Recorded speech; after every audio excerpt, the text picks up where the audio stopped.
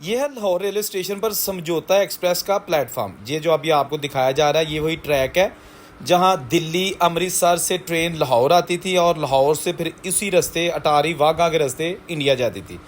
अब गुज़श्ता कई सालों से समझौता एक्सप्रेस इंडिया पाकिस्तान का राब्ता ख़त्म हो चुका है और ये जो प्लेटफॉर्म है यहाँ पर आप देखें कुल्ली आराम कर रहे हैं, कोई पैसेंजर नहीं, कोई सवारी नहीं और यहाँ कोई और ट्रेन खड़ी भी नहीं होती। मैं जब यहाँ वीडियो बनाने आया तो मैंने देखा कि यार बुज़ुर्गों की यादों वाला रेलवे स्टेशन, 1947 की बड़ी यादें इस स्टेशन के साथ है जब मुसलमान इंडिया से पाकिस्तान आए और पाकिस्तान से हिंदू सिख इसी स्टेशन के रास्ते ट्रेन लेके इंडिया चले गए हमेशा के लिए।